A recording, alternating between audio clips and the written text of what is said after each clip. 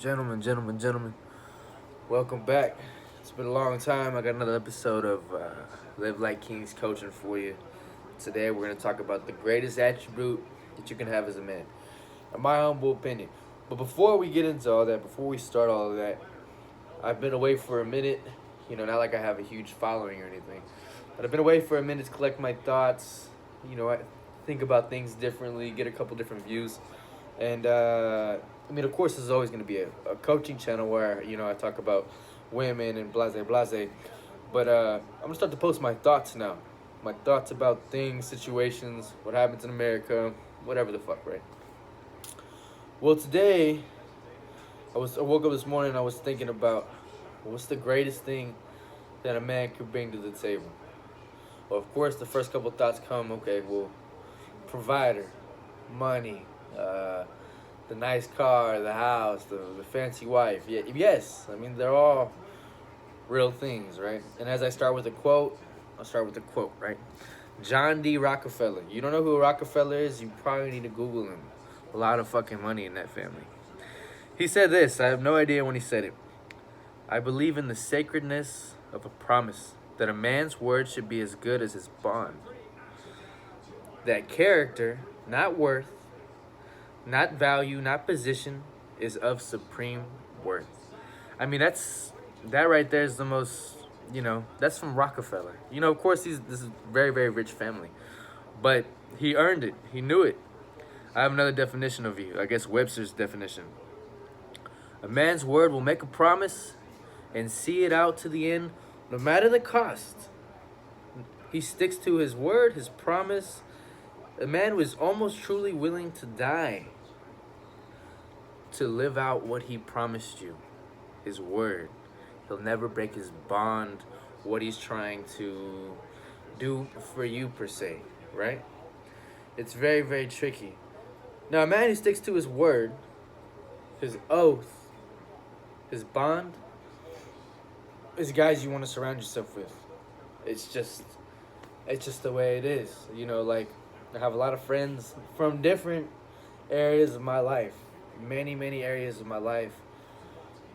And I reflect back for a second on things, on situations, because when someone says they got you, right?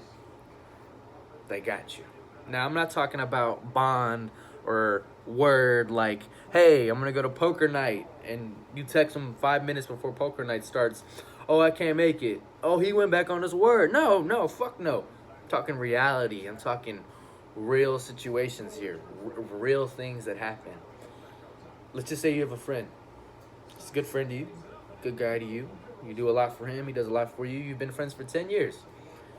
He gives you a call. He says, hey, John, right now, I'm in a lot of trouble. I need to borrow $5,000. Well, you sit and you think about it. Well, he's my friend. I've known him 10 years. And you say to him, give me an hour. I'll call you back. Well, you come up in this hour of time. You don't run it by your girlfriend or your wife. You run it by yourself. And you think to yourself, okay, I'm going to help him. You give him a call back. You say, okay, you know what? I'm going to help you. I'm going to give you this money because I trust you, because this is our bond. Well, you give him the money. He takes the money. He gets rid of his debt. He's happy. He's stress-free. Okay, good. That's family. That's what you want. You want your bond, okay? His word to you, though, was, hey, I'm going to pay you back as soon as possible, okay? So you don't say anything. He pays his debt. It's $5,000. It's a lot of money to a lot of people. And he takes his time with it. And he never brings it up. So 6 months into it, he still doesn't bring it up. 3 months in, he doesn't bring it up. And there, in that very moment, you can see that his bond, his word per se, is not valued. Because he said he'd pay you back as soon as possible. But then you see him going on this trip on Carnival Cruise with his wife. And then he buys his daughter a Honda. Not the best Honda, but he leases a new Honda. These things cost money, you know what I mean? That cruise by itself is $3,000, But he's spending money. And he doesn't pay you back. Do you get mad about this? No. Are you upset about this? No. Do you haggle them for the money? I mean, no. Maybe depending on who you are, you handle that different. But you, then from that moment, understand this friend of 10 years, this brother to you, his word is not valued. Now, we're not talking about little things. We're not talking about, like I said, we're not talking about, hey, I'm going out with you guys tonight. We're going to be on 7th Street. Let's get drunk. And your friend doesn't come. No, that's his word to you. If that's what you value that as, you probably have different priorities that need to be fixed, right? Just the way it is. But if someone comes to you and they need something, right? Because you have that, because you've set yourself up in a good position. And if you can do that for them, you can do that for them, and you say that. Once you've made that decision, you never go back on it. You don't say, hey, I got you. And then the next day when you're supposed to have them, well, I was thinking about things and this and that. No. That is your word. That is your bond. I was reading some shit back in the day, like old movies and shit. And they were talking about a man's handshake. A man's word, a man's bond. If you shook a man's hand, 60s, 70s, 80s, even fucking 90s, he said, hey, I'm gonna give you this. I'm gonna give you $4,000. Hey, cash today. I want you to bring that Pontiac to my house tomorrow.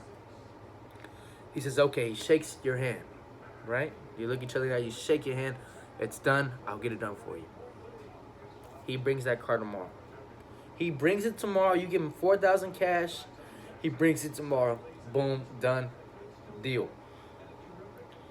Now, in this day and age, you can't do that. Everything is legally bonded. I mean, of course, for the better in some aspects. But the reason it's that way now is, I don't know when it was in the 2000s or the fucking late 90s, but dudes came up with this idea, hey, you know what? This dude gave me $4,000 cash and he didn't sign a fucking contract?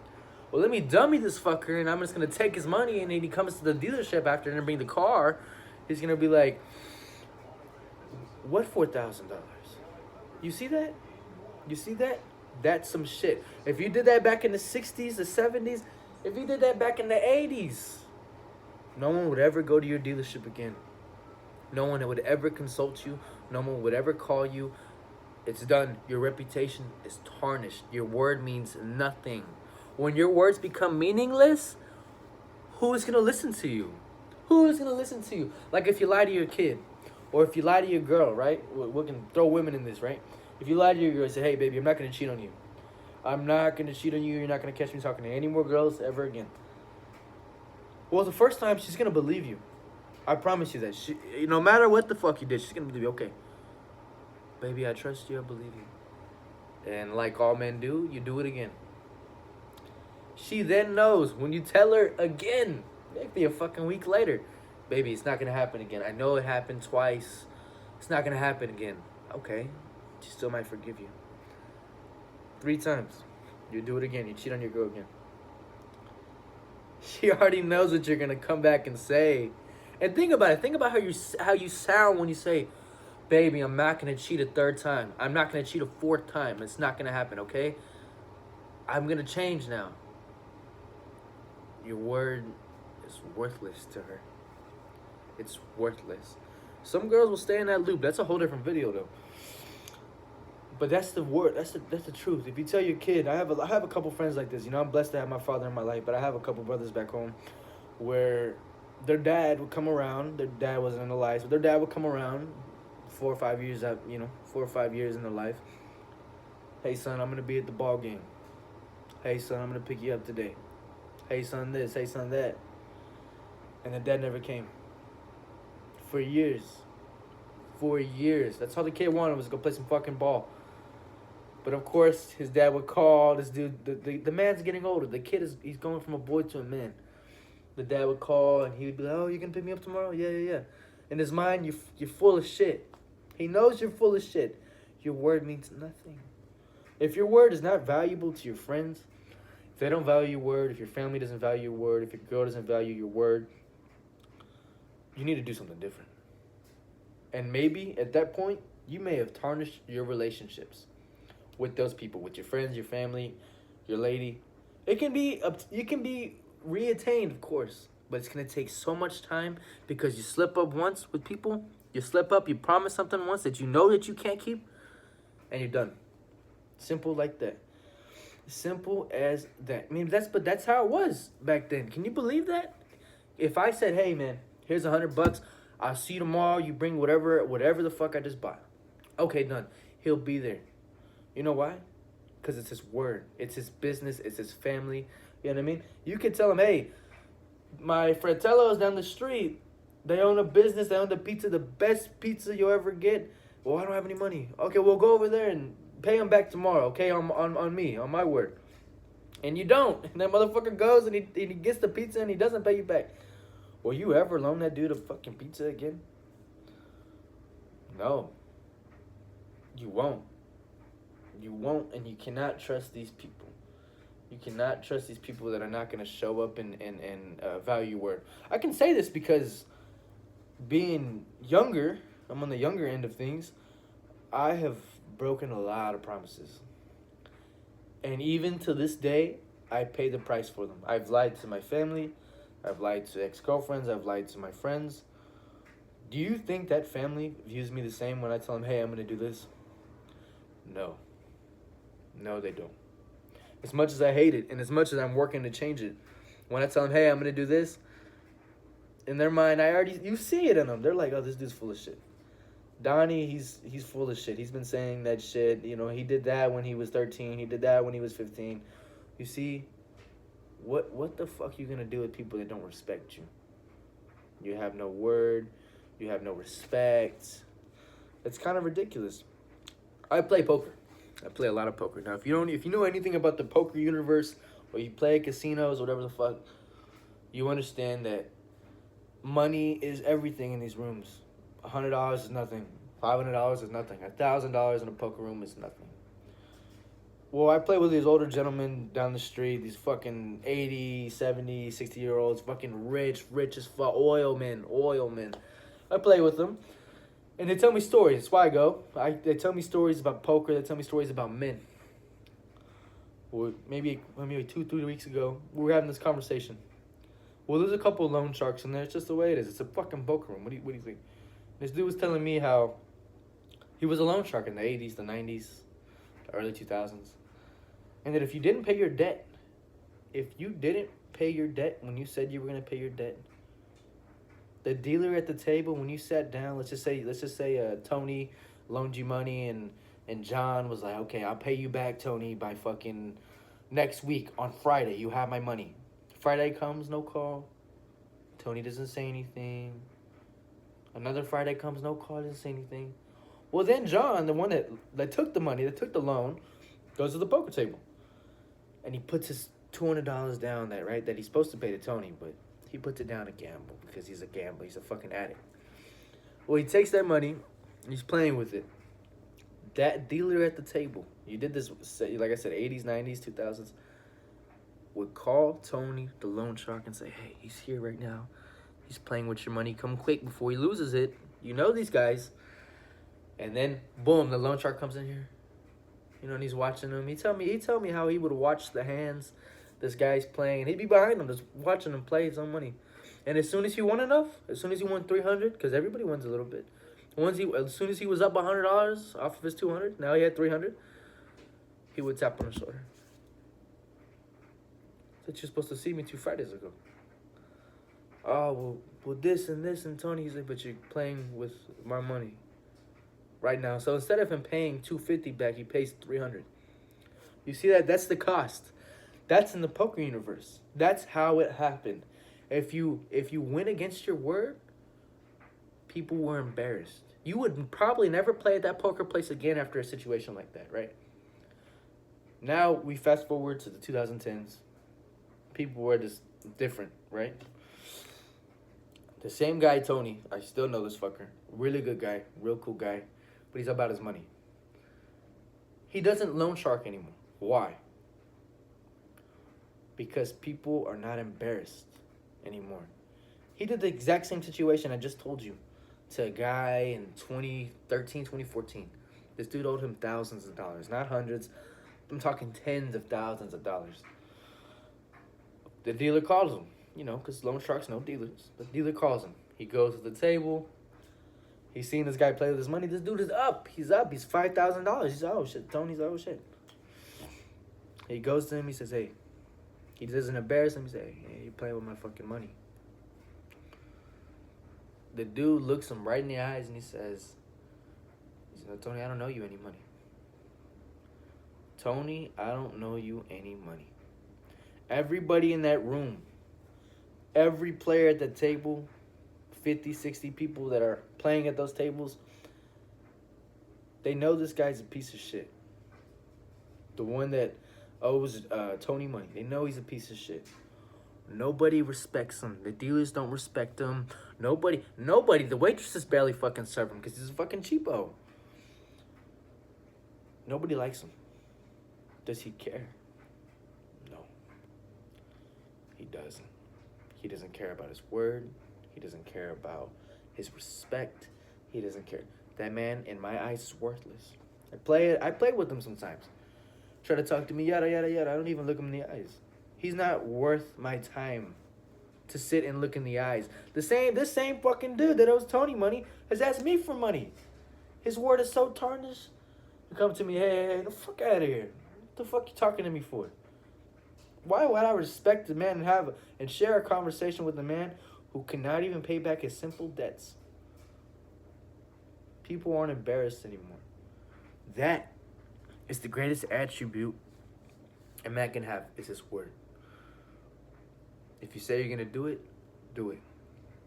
Simple as that. If you say you're going to be there, be there.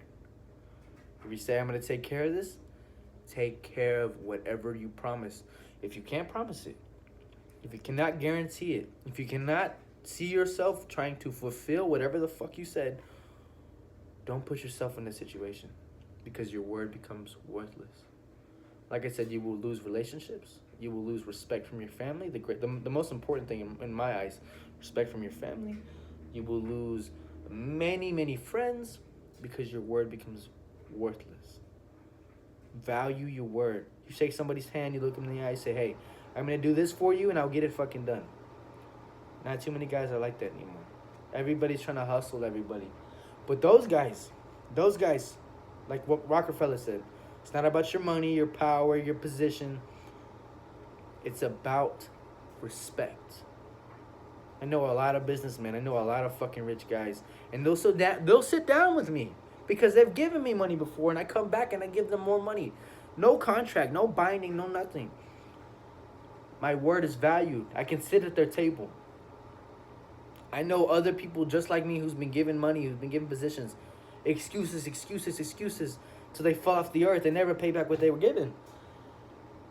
And do you think that when their call comes across the table, they answer them? No. If it's my call or their call, who do you think they're going to answer every single fucking time? That's respect. Your respect is everything. Your word is everything. Your bond is everything as a man. And the worst part about that is some people that call themselves men, they'll never have that. They'll never understand that, and they don't understand that. They can't comprehend it. It's just the way it is. But I felt a real big passion for that today.